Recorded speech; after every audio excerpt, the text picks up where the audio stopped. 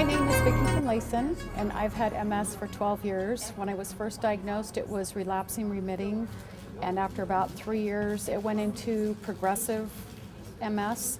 I had speech issues, I had swallowing problems, I had severe pain issues, I was heat-cold sensitive. I started to lose muscle control in the calves of my legs. I had different sensory issues, fatigue, a lot of just typical MS issues that people had, and I battled with them for 8 years. And when the pain got horrific, that's when the doctors decided to put me on Vicodin, and I was up to 10 Norco a day. When they decided that that wasn't going to really do the trick, then that's when they switched me to the morphine, and I had the morphine patch. We did the morphine patch for 2 days, and then we switched it, and so it was just a continual, switching every other day. And then the morphine, they thought that I was going to have more problems with the morphine, so they decided that they were going to switch me to the Oxycontin. So that's when I started the Oxycontin. Vicodin I was on for 4 years, and the Oxycontin and the morphine I was on for 1.5 years. Did you go to rehab to get off all this stuff? No, you know what happened? When I decided to go on the LDN, and when I talked to Dr. Bahari told me that I had to detox off of it. So I went to my doctor and I told her I wanted to detox off of it, and they didn't want me to go off of it. So I called my mom because I was just in such a state that I couldn't function. I went into my husband's office and I had no clue why I was in there. I mean, I was just mentally and emotionally, I was just drained. So I called my mom, and she came and stayed with me, and my girlfriend, who was my nurse that gave me my shots, I told her that I wanted to detox and I wanted to go on the LDN.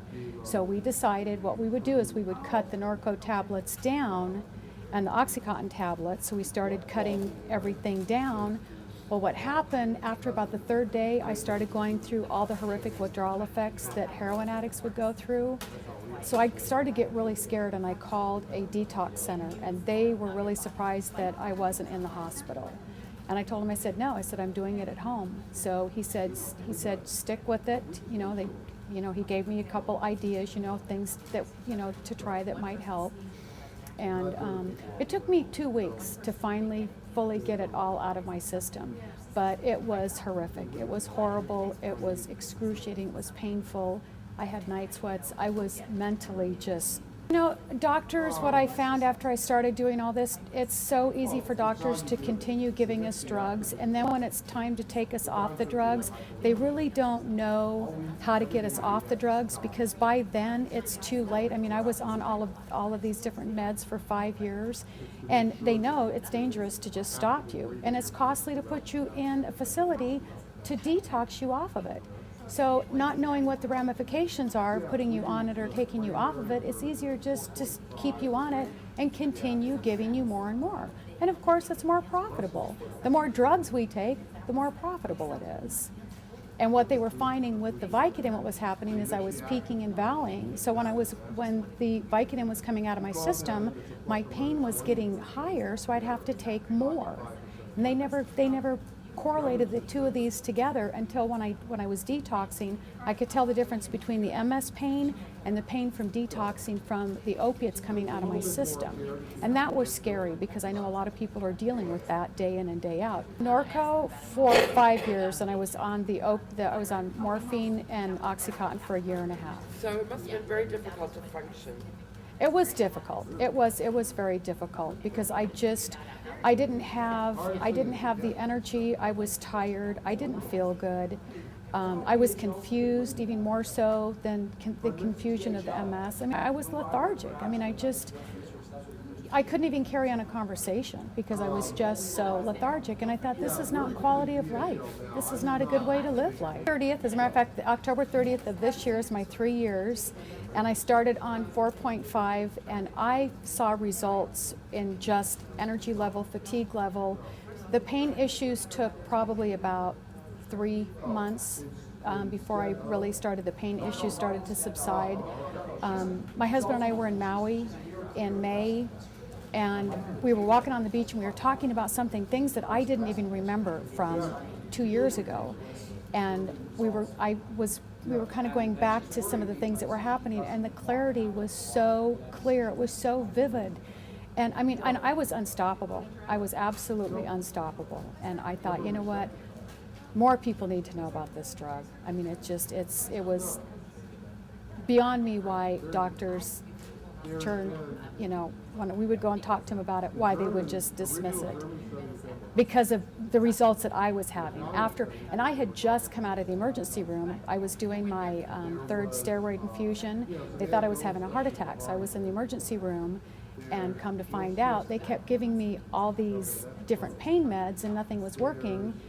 And finally, my husband told my doctor, he said, because whenever I would have intense pain, that would just exacerbate my symptoms of being worse.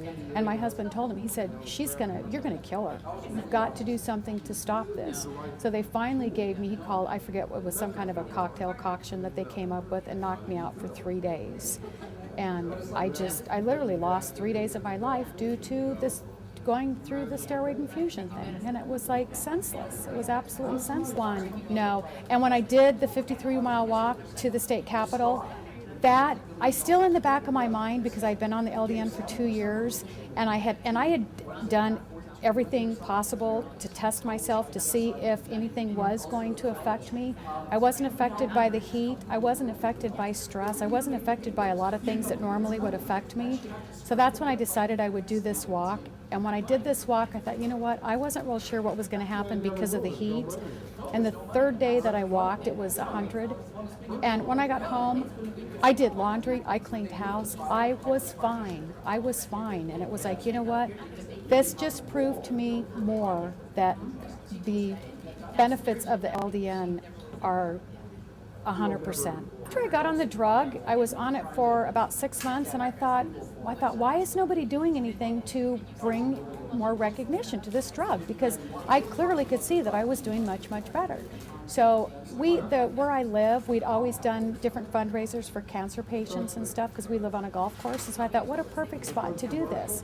So I just started snowballing and getting ideas, and I met Sam. I met Sam through the internet, actually. Through the listserv. Mm-hmm. So we just became internet buddies, and I told her, I said, I'm going to do a fundraiser. And so I just kept throwing ideas at her, and we just kind of started brainstorming and coming up with more ideas. And the next thing you know, it was like all of a sudden we're having a fundraiser. And I had this $3,000 food bill, and my husband's like, how are you going to pay for it? And I said, it's a fundraiser.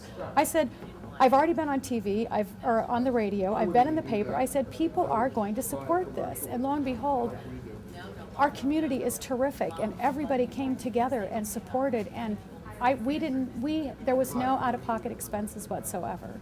So I thought, you know what, this just only gave that much more credit to the drug and to myself, that we were unstoppable. We could continue doing more and more and more. I was getting a lot of calls from people after the Auburn Journal had done the first article, and they were really discouraged because their doctors weren't prescribing it. They called it snake oil. They said there was nothing behind it. And I told them, I said, there was anecdotal evidence, but we really didn't have any clear scientific, concrete evidence that we could take to the Congress, that we could take to doctors and tell them, look at this drug substantiates getting funding for it. So when I talked to these people, my heart went out to these people, because I thought I was fortunate enough that I could afford to pay the money to get the prescription, even though my doctor wasn't going to prescribe it for me. And I thought, you know what, we need to find somebody that's going to do a study that's going to get this out to bring more awareness. And so after the fundraiser, we raised, I think it was about $25,000, and Sam found Dr. Cree to start the study. So along with Dr. Cree and Dr. Zagon's work and Dr. Taroni's work, we figured, you know what, we're covering our bases in different parts of the United States and the world. So the more scientific evidence and documentation that we could get, this would be more of a help for patients to take this research into their doctors and have their doctors look at it and know, you know what, there is something behind this, and it does warrant research, it warrants investigation, and it warrants doctors to take a look at research instead of just what the drug companies bring to them.